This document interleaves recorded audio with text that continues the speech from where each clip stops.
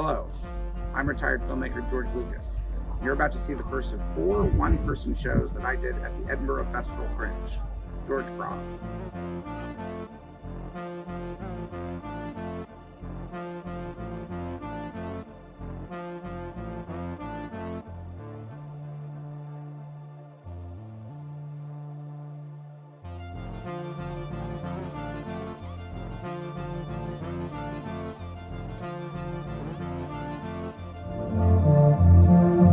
Hello, I'm George Lucas, creator of Star Wars. Welcome to George Prov, an improvised theatrical experience.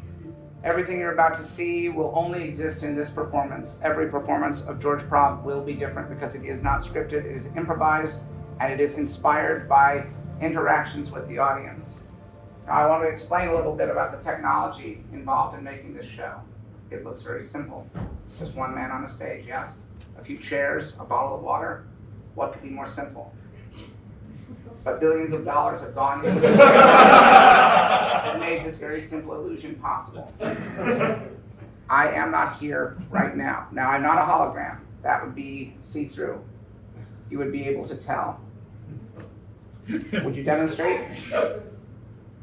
Can you vouch for it? It feels like there's a real person. Tangible person.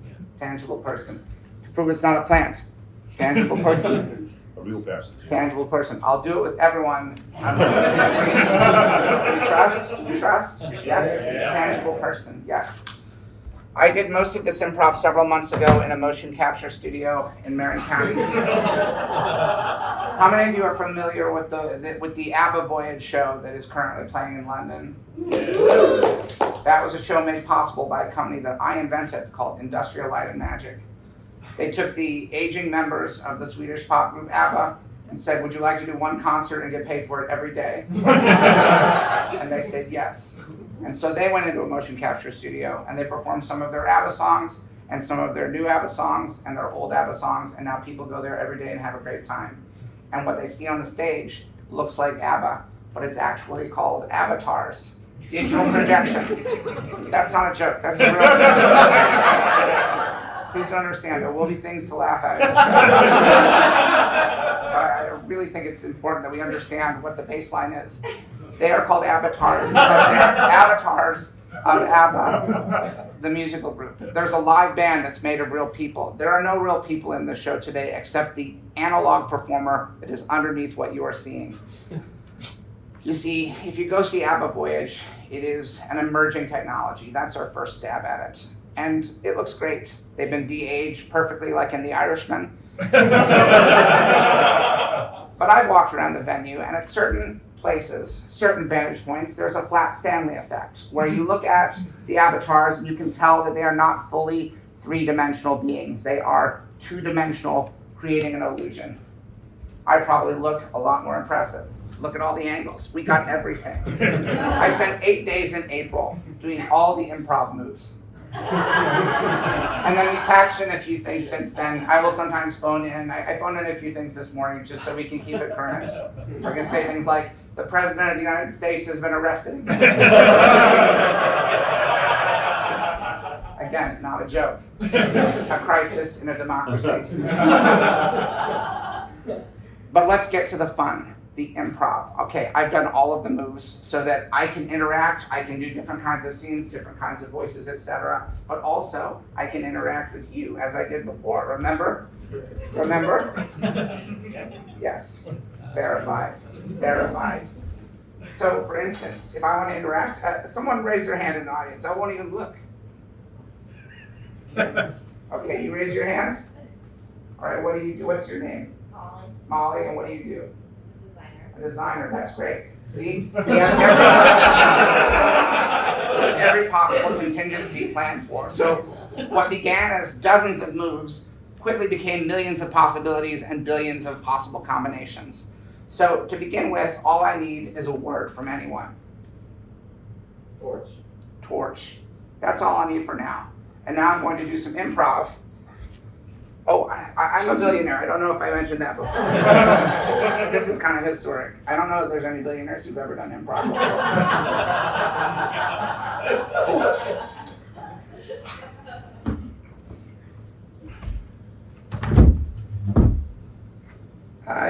Yes, I'm a filmmaker. I've actually made a number of films in your country. The Flaming Torch. Now, what is that? That's a drink? Does that have a lot of sugar in it? All right. I can't have too much sugar because I'm a diabetic.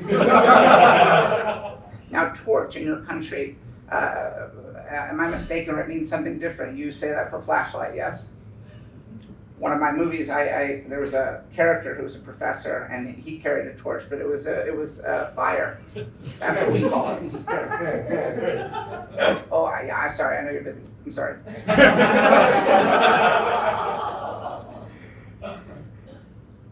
Actually, we'll have a flaming torch. You're sure it's not high sugar content? All right, I'll have two. No, if I don't like it, I just won't drink them.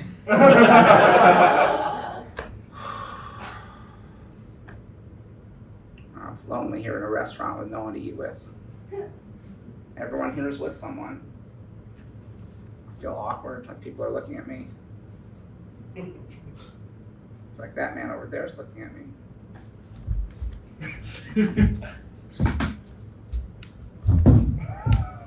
Oh man. You guys all alone. Not like me, I got a date. Shut up. It's not pretentious. I monologue a lot. It's what my therapist says, grounding. Yeah, I've been in therapy for about 5 years. Yeah, well, I think it's helpful no matter what, you know? It's just one of those things, like, I avoided it for a long time, and then at a certain point, I just like, what am I scared of? Becoming a better man? That's nothing to be scared of. Yeah, no, I didn't mean that. I just, no, I think therapy's good. I think it's great. I think it's, you know what? My therapist says I don't respect myself enough, and I'm just going to say I don't think this date is going well. And I'm sorry, please don't be angry. I'm just going to end it because I don't feel a spark of chemistry with you. I don't. Look, the fact that you're yelling is just proving my point. You're proving my point. It's high time I stood up for myself. This would never work. And if it did, it would be a nightmare that I would spend decades trying to extract myself from. Goodbye.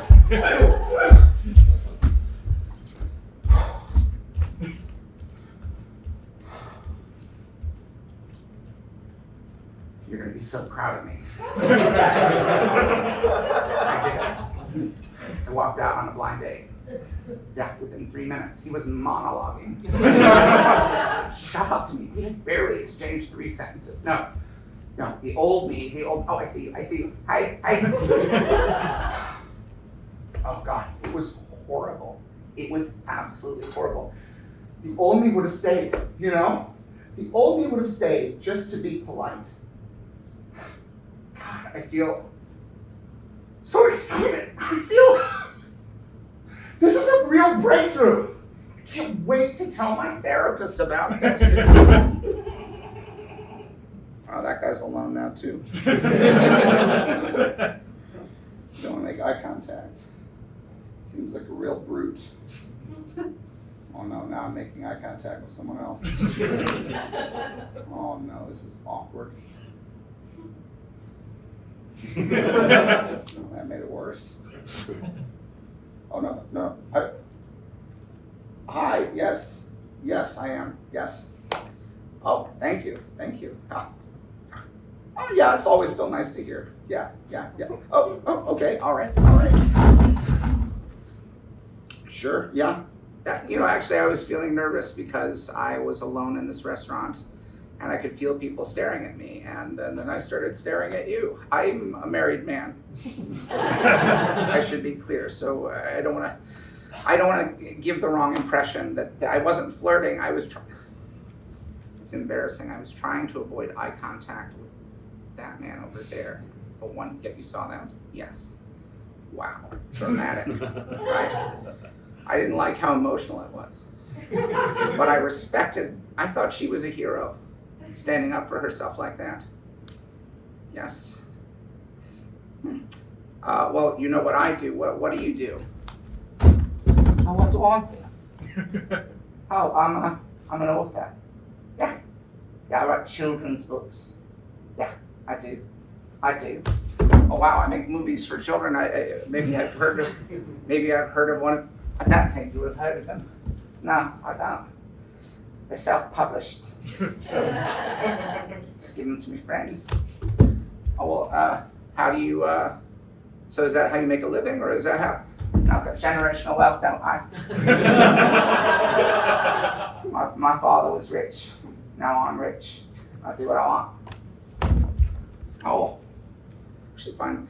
I mean, I'm a self-made billionaire, but I do find it relatable that you have money.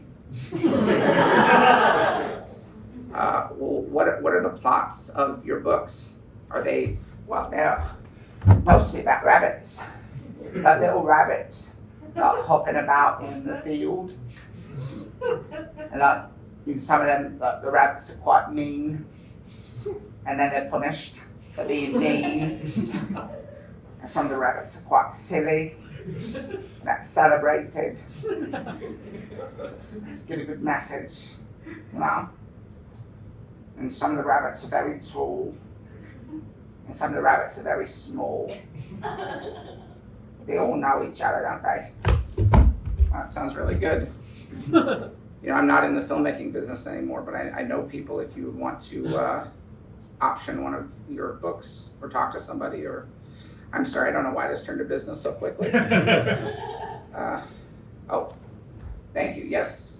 Oh, do you want? They're 2 flaming torches. I ordered 2.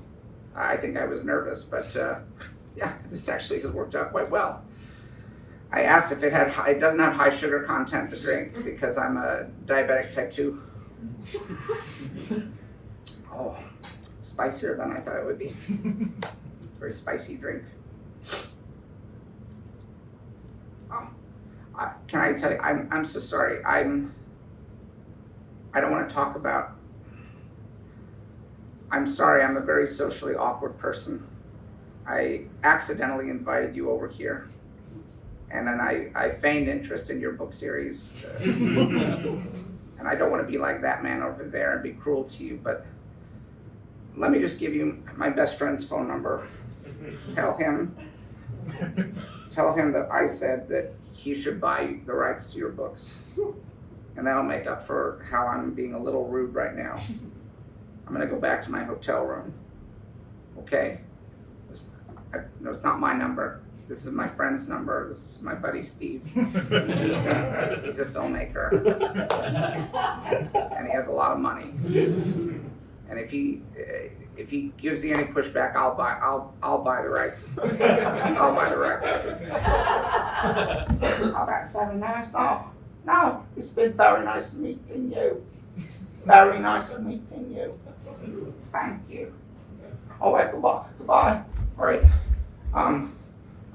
Is there a way if I just leave $1,000 I can just go? All right. Thank you. It was lovely meeting you. I'm sorry. I don't want any food. Just, this covers it, right? All right. Well, yeah, it's American money. I'm sorry. It'll still be a lot. I'm sorry. God, stupid George. God, why did I do that? Why did I try to go to a restaurant? Back in my hotel room. What a disaster. And all that human emotion on display. Oh, I hated it. Oh, I wonder whatever happened to that woman who left the restaurant. Wonder what the rest of her life was like.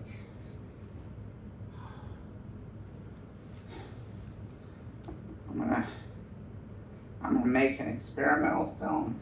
I'm gonna write a film just for me, a personal experimental film. One of the films that I always said I would make when I was done making Star Wars movies.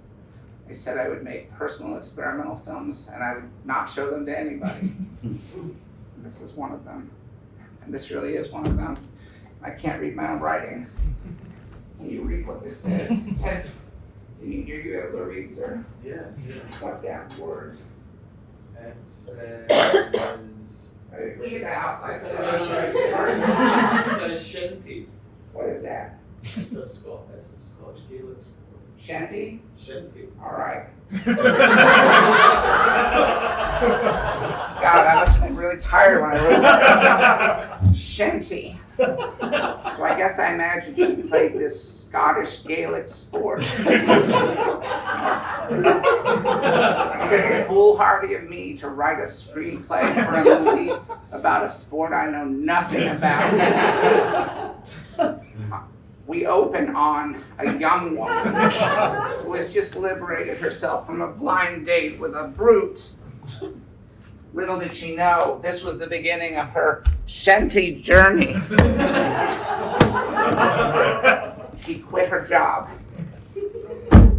with her boss, who had never fully respected her. That's right. I'm giving my 2 weeks' notice. 2 weeks' notice? Counting today? Counting today? Well, this is coming out of the blue. I mean, I know that's the rules, 2 weeks' notice, but it doesn't give me a heck of a lot of time to replace you. Where's this coming from? I thought you were happy here. It wasn't. I never was, and I was too nervous to tell you. But I've changed. I'm going to pursue my dream. To play Shanty?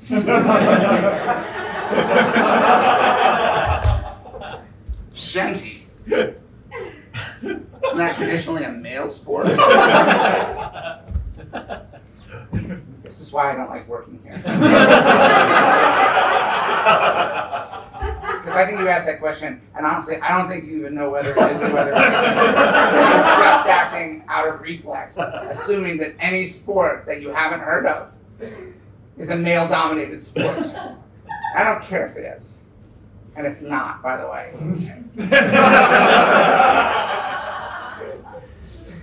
Do you even know how to play Shanty? No, I don't. But I can learn, and I can train. All right? So what, you're going to move to Scotland and train to play Shanty? Is that even the right verb? Do you play Shanty?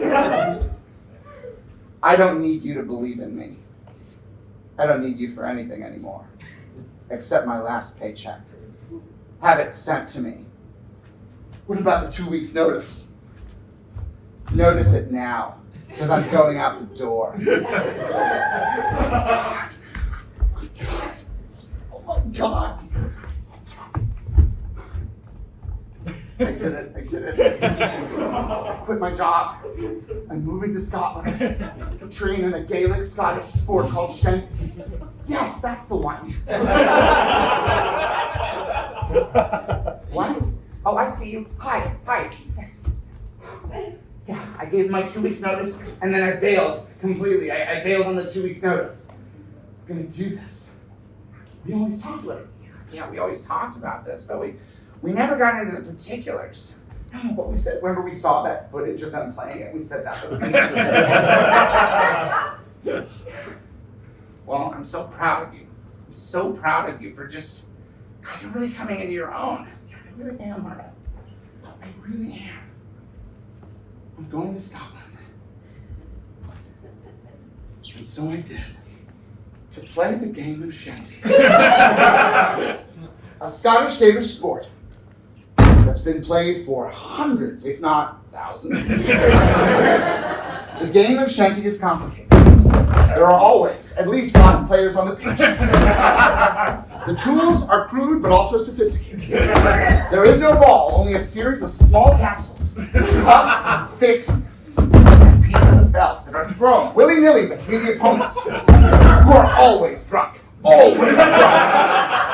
The rules are constantly shifting as one player fends off another in a Bloodsport that someone said is cruel, yet also beautiful. The game has its detractors. Those who say that no human should ever be subjected to such complicated machinations. Things the human body was never intended to do.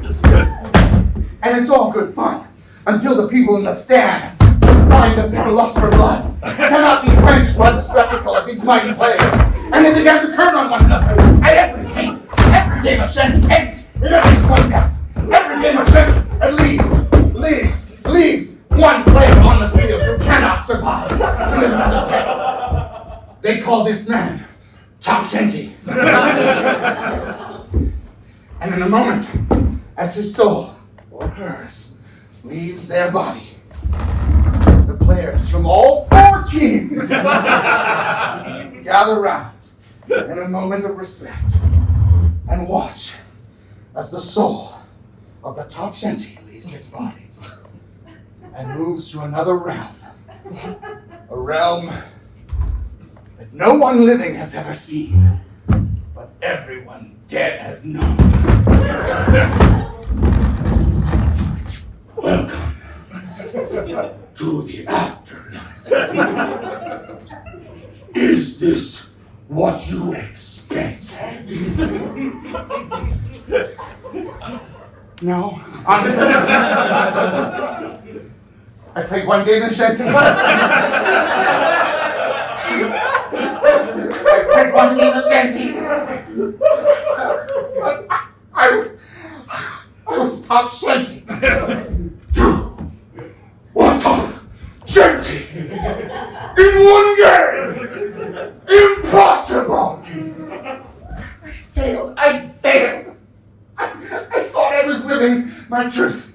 I thought I was living my best life. I thought things were just beginning for me. And then I lost. You fool. You fool. Don't you know that to be Top Shanty is the greatest honor that any mortal can achieve while playing in a sport? A pastime. To be Top Shanty in one game is truly remarkable and allows you access to the nether realm. What are you talking about? Wait, I'm showing you. It's a better part of the afterlife. You have a seat. Okay? So what is it? It's the nether realm. Look at all the shows in here.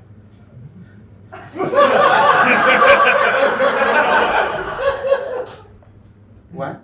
All of the shows? You're the streamers. You know, all of them.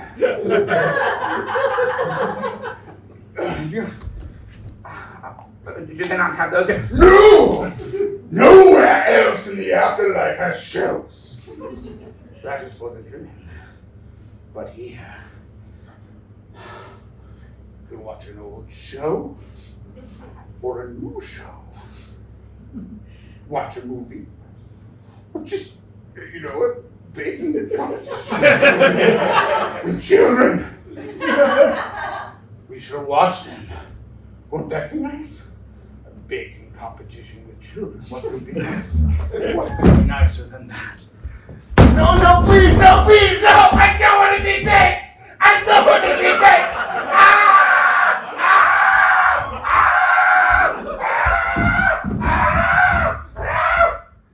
I don't want to watch the sun. There are baking shows with children where the children are the ones baking the bakers. I thought that's what you meant. No, we have those. Those are good. But I like this one. I'm sorry. I've never done this before, but I don't think we're hitting it off. I don't want to upset you. Please don't yell at me, but I need to respect myself enough to know that when there's not a connection, I need to walk away. I can't do this. No, I'm sorry. The fact that you don't like watching children being baked to death just tells me this would never work. At best, I would spend decades trying to extricate myself from this situation. No! I did it.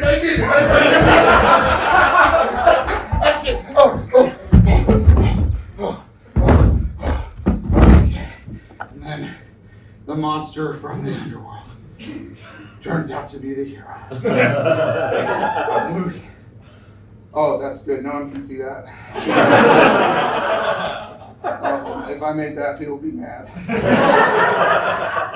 I don't even believe in the message of that movie. I guess I do. It's empowering, but still bad. She starts off and it seems like it's going to be her film.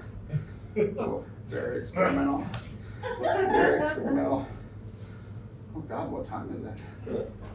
Oh, these blackout curtains in my hotel room.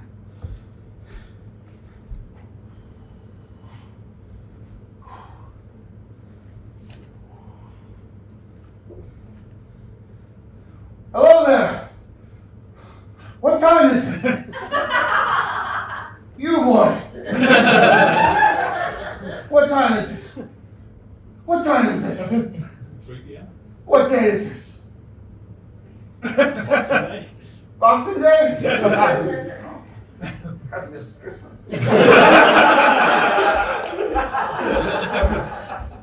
I'm in trouble.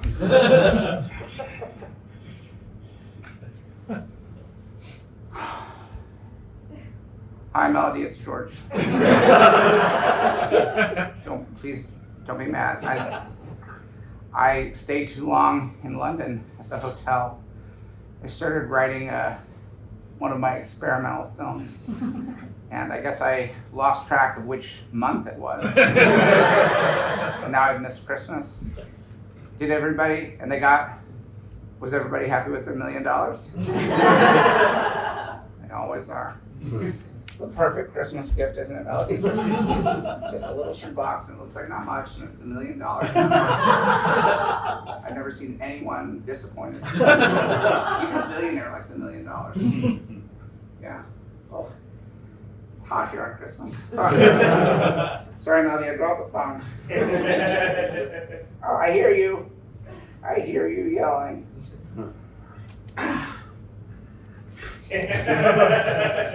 Oh, I'm a mess. It's Boxing Day, that's the 26th, right? Yeah. Okay, well, I'm gonna get on the plane and fly back. All right, I'll see you soon. Hello, Mr. Lucas. Welcome back to your plane. Have a seat. Do you want anything to drink? And we'll be flying back to San Anselmo? All right, I will tell the pilot. I'm sure he knows. Pilot, co-pilot. Mr. Lucas would like to fly directly back to San Anselmo. All right. All right. We are good to go. Every button in the plane is pressed. Every switch has been dialed. Every dial has been switched. I turn the radio on for that sweet sound. Turn me up and you turn me down. No, I don't know the words. All right, Tower, are we good to go? All right, co-pilot, are you? You do everything. You do everything. I'm just here in case you die. I wouldn't say that. Turn a few of your switches. These are all redundant. The ones on this side don't actually do anything. Everybody knows that's how planes work. Some aren't even attached to anything. Look, someday I'll die and then you'll be the pilot. You knew that was the deal. I couldn't be a pilot until I was a co-pilot for a while, and then the pilot died, and I became a pilot. And that's how it works. That's how it's always worked. It's a perfect system. You always have two, you never run out of pilots. Occasionally, for a moment, you run out of co-pilots. But who needs a co-pilot unless you're a dead pilot? I hate that we're friends, because I really want you to die. I really want you to die. I think about it every night. I made a plan. You made a plan? What do you mean you made a plan? A plan to kill me? Well, that's a bad sign. I don't like that at all. I don't like it. I'm not going to act on it. You're my best friend. Every night when I go to sleep, all I can think about is how when I was growing up, all I wanted to do was be a pilot. And fly an airplane through the sky and then land the airplane on the ground. That's all I wanted to do. All I do is sit here in the pointless co-pilot's chair where nothing happens. You won't even let me fly it just once. No, never. That breaks the pilot's code. Pilots shall never let their co-pilot fly the plane, not even for a joke. Or you might develop a taste for it, and then act on your plan. All right, up we go here. Whoa! All right, now we are flying. All right, and now the plane does all the work for the next 12 hours. I can just lie back, maybe read my book. Pilot's life for me. A pilot's life for me. I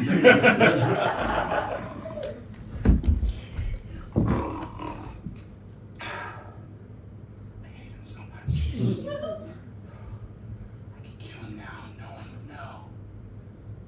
Could have him choke on his book. Officer, help! I'm the pilot now. Because the former pilot fell asleep while reading a book. And he choked on his book. I tried to stop, but he just kept swallowing that book down deeper and deeper. I tried so hard, officer. God, I can make it happen. Oh, it would be so easy. No court in the world would convict me. My sob story on the stand. He was my best friend, and I watched him die, choking on a book. And I pulled, but my fingers weren't strong enough. No match for the strength of his mouth muscles. Pulling and sucking and pulling that book down deeper until he couldn't breathe. And I tried to do CPR, but I did it wrong, and I pinched his little nose. And that meant the doctors tell me that he couldn't breathe at all. And then the doctor takes the stand. And he swears on the Bible. I do. Well, what we had here was a classic case of an airline pilot falling asleep while reading a book, violating airline codes and regulations around the world. No pilot is ever allowed to fall asleep while reading a book while flying a plane, even though the plane is doing most of the work, because it is a choking hazard. Everyone knows it. You see, when a human being breathes, the way it works, could you please remove these papers just in case I choke on them? When a human being breathes, it goes like this.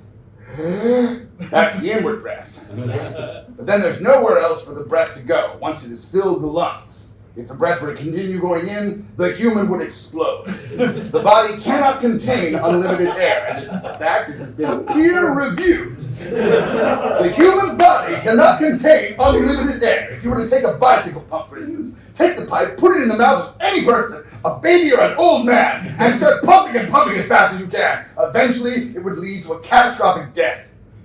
Because the human body cannot contain unlimited air.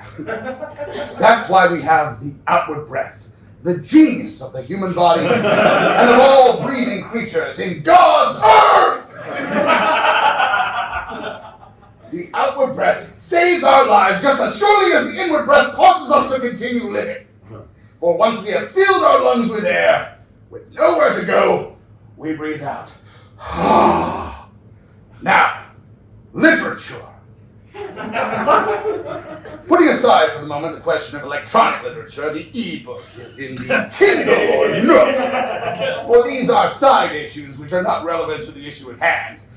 An airline pilot can read e-books to their heart's content, for they are too large to fit in most mouths, whereas any book made of paper can be squished down as long as it is paperback bound, perhaps mass market or trade paper, but never trade cloth. I've yet to meet the man or woman who can swallow a trade cloth book, unless it is the novelty kind made to hang on a Christmas tree. As I was saying, when you have a breathing pilot who is now asleep, unaware of everything except the adventures that he or she is having in their dreams, and the book is nearby, the pilot having fallen asleep before having the good sense to set the book to the side, but he cannot consume it while breathing. The book is on the chest, pointed almost directly at the human mouth. And in slumber, a human being will inevitably either go back, in which case they are safe from the book, or they will go forward, right into the path of danger. That is what we have here. The pilot, neck forward, book pointed right at mouth, inhaled the book. Bent down corners, offering little resistance for the eager hunger of the lungs to fill themselves, for the lungs are greedy little creatures, I assure you. They want as much as they can get.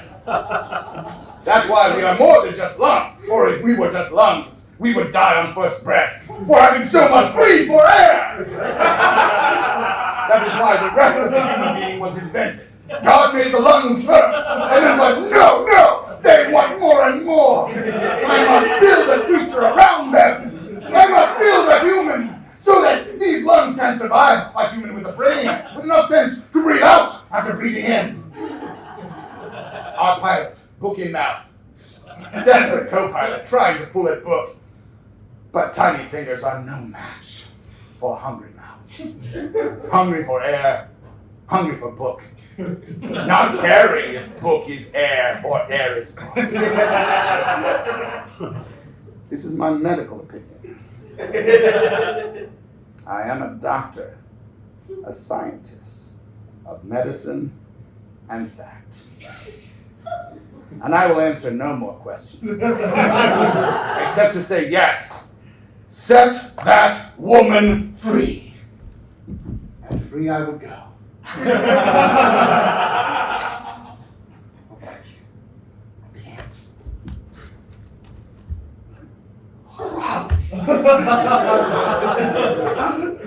Oh no!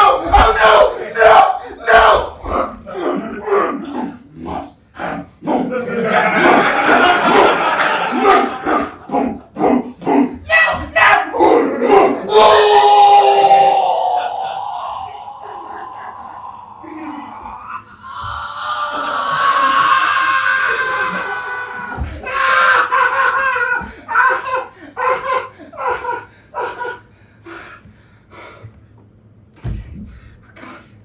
Oh God.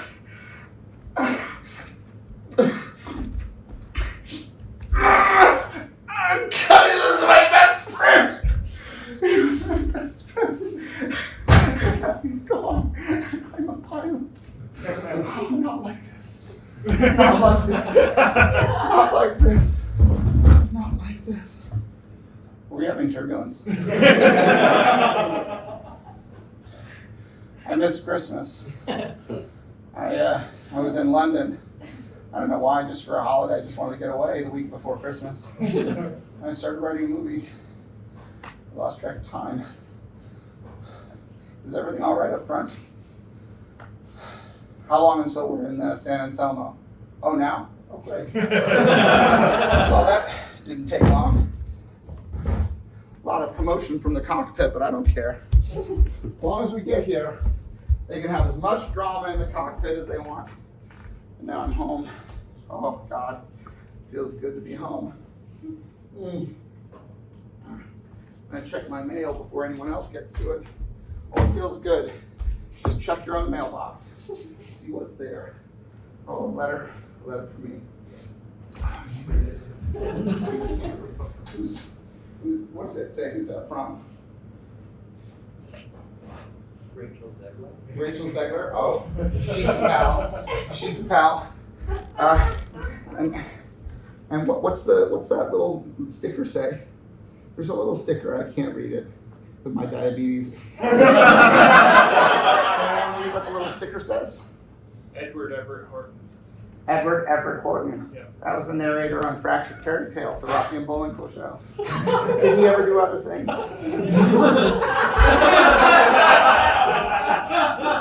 That's my point of reference. Well, Rachel's a friend. Dear George, I finished making the Snow White movie, and I sent you a copy. Oh, wonderful. a Blu-ray.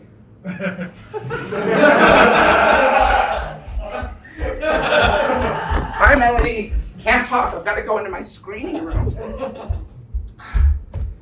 Here we go. Rough cut of the new Disney Snow White movie starring Rachel Zegler. Oh. It's good. It's a good movie. I like it already. There they are. Hold on. 1. I'm gonna play along. 2, 3. Well, it'll be weird if they do this. Okay. I'll probably show up soon. It's a bold choice. That house cannot possibly house more than 4 people. Oh, shit. It's a fucking prequel.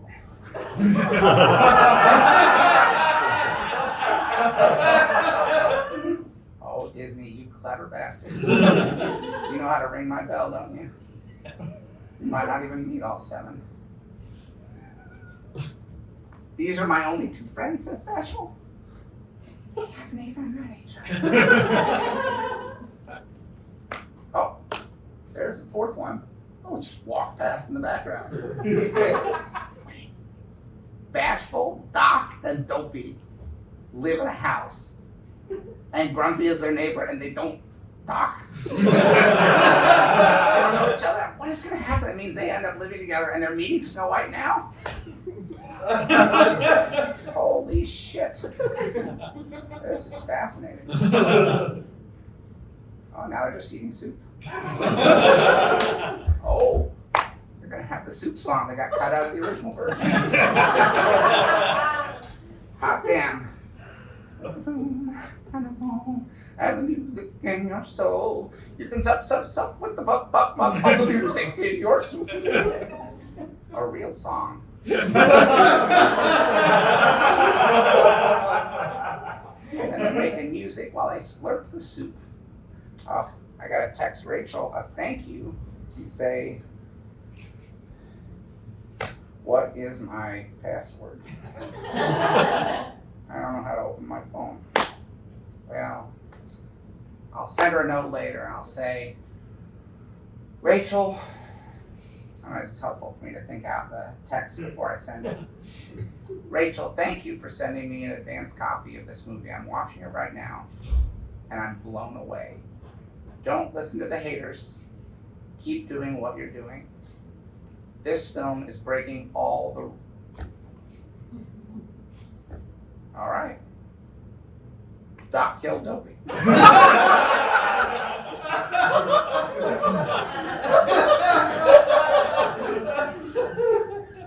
Was an accident, but still. I don't know how they recover from this. This is bold, brave storytelling. I'm going to stand up close to the screen. That's how excited I am by these storytelling developments. Snow White meets 3 dwarves. Bashful, Doc, and Dopey. Within minutes, Dopey is dead. At Doc's hand. Totally unintentional. He was playing a joke and it got too rough. And now there's 2 dwarves and a neighbor, and we haven't seen the others. And they don't even work in a diamond mine, I don't think. That's a good change. In the 1930s, having a bunch of guys who were happy to work down in a diamond mine. I just don't think it plays in 2023. It's not whimsical. It was whimsical then, unless you worked in a mine back then. I have to imagine it was pretty fucking insulting. See them singing how much they like it. And all your friends, all my friends say, oh, you must be really happy working in a mine. Because they've seen that fucking movie. Well, I'm not happy.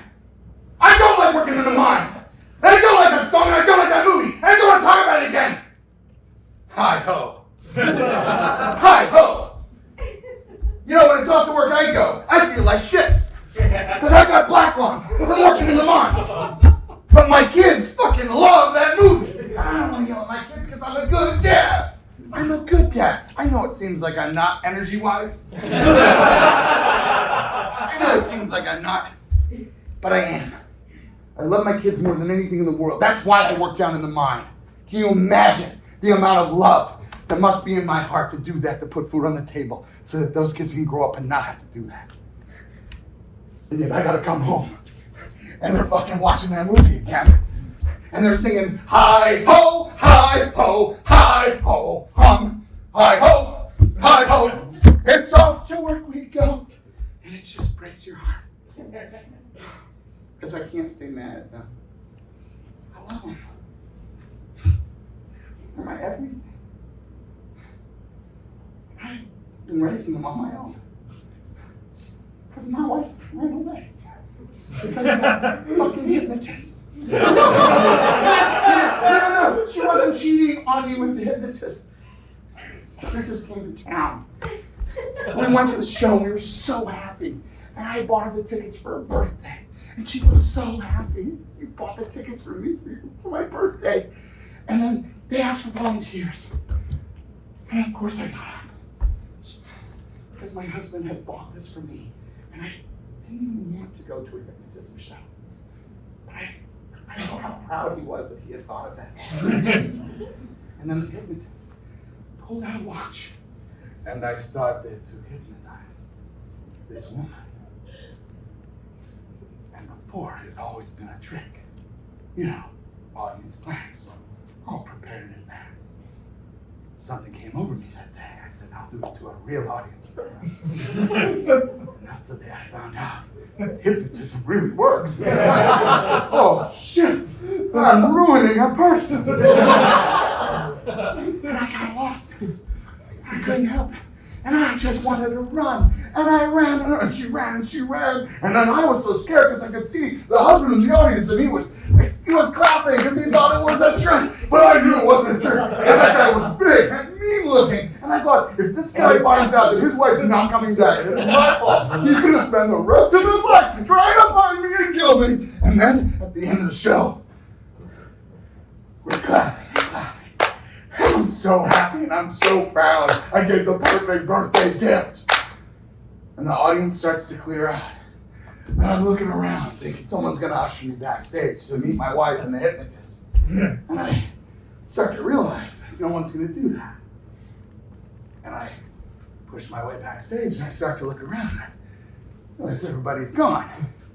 So one guy, he's over the counter, he's crying. He says, I don't know what happened. This is this guy's manager. He's seen his careers down the toilet once people find out one of his clients did this to a living person. Anyway, I felt bad for this guy. But I felt worse for my kids. What am I going to tell them? How am I going to explain to my kids that their mom ran away? So I never did. Don't you tell them either. Hey kids. Hey Dad. When's Mom coming back? Yeah, when's Mom coming back? Soon. Real soon. Hey, the movie's ending. Time to start it over. I know it's not the best, but I'm trying. I hate that movie.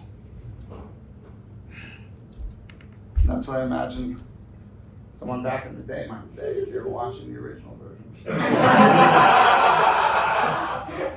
This one's good. I think this one's a good movie. And I think Disney did a good job. I don't think they do a good job on everything, but I think they do a good job on most things. And maybe I've been a little petty about some of the things they've done. Because the check sure cleared. You know what I'm saying? Is that relatable? A check clearing.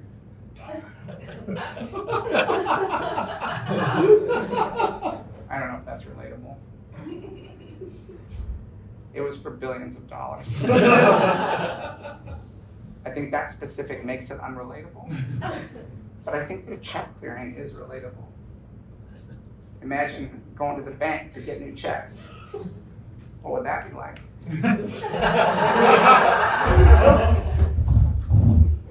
Hi. Welcome to the bank. How may I help you? Well, I'm a billionaire, but I just wrote my last check. Okay, so you need a new checkbook? We usually order those. There's a reorder slip at the back of your checkbook, but I can get you a set of temporary ones. Oh, great. Oh, I guess I messed up. What a waste of a trip. No, I don't need the temporary ones. I'm sorry. I guess I just don't know how the world works anymore. No, that's it. Stop talking.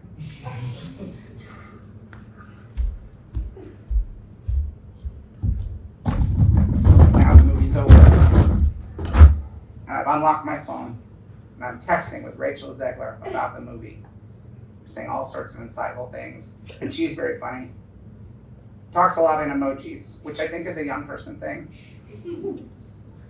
It's not something that, and I'm a visual storyteller, and yet somehow this crosses a divide that I don't care for. Because it's kind of like reading, but it's also like watching.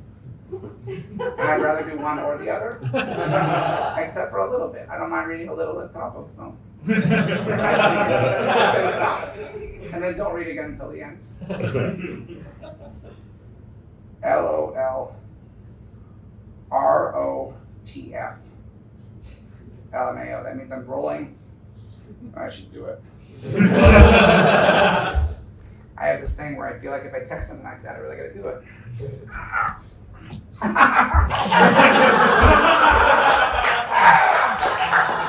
ass! The last part was pretend, because I can't actually take my ass off. All right. Well, I'm gonna turn my phone off. I'm gonna go to sleep. I'm gonna go into the bedroom where my wife is. And that part's not for you guys. That's not something we did in the motion capture studio. So even though I have all the improv moves, I don't have me making love to my wife. Because that's not for a show. And shame on you for even expecting it. I'm actually very disappointed to think that what was a very friendly audience was actually just interested in smut. And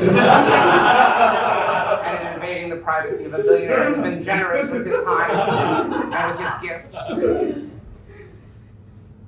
I'll be doing George Prov again for the next 3 nights, and nothing that happened tonight will happen again tomorrow, except for some of the explaining, and I might watch the Snow White movie again. And that is George Prov.